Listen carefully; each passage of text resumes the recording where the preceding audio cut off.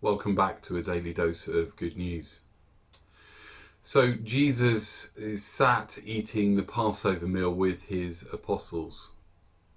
It is stacked full of meaning and symbolism. Jesus has taken that meaning and is now applying it to himself, declaring that he is going to die and be the Passover lamb. You can feel the tension in the room, the sense of awe and great significance. So I'm somewhat baffled by what comes next.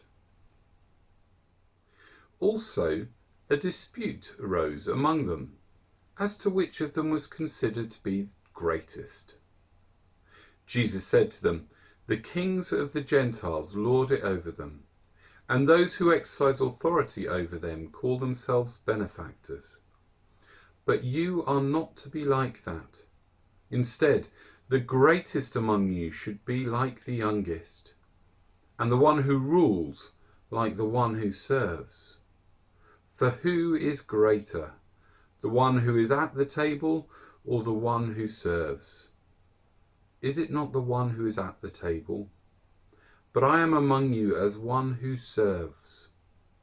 You are those who have stood by me in my trials, and I confer on you a kingdom, just as my Father conferred one on me, so that you may eat and drink at my table in my kingdom, and sit on thrones, judging the 12 tribes of Israel."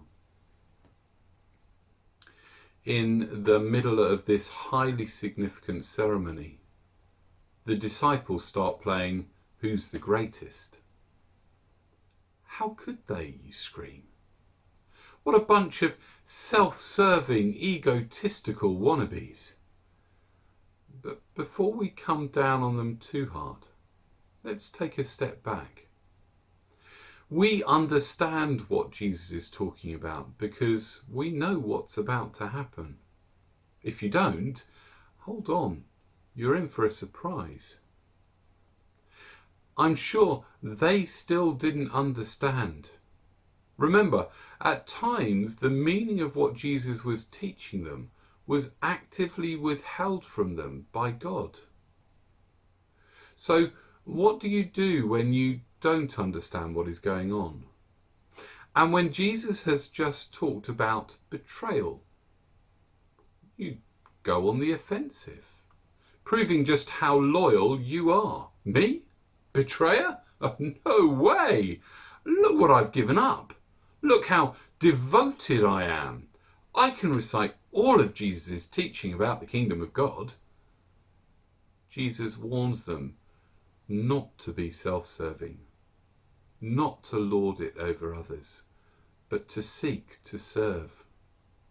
And don't worry, your reward may not be in this life, but I've got something special lined up for you in my kingdom. When understanding is hard to come by, let us not react as the disciples did in bigging up ourselves. Let's stay humble and let God work things out in his way. See you tomorrow.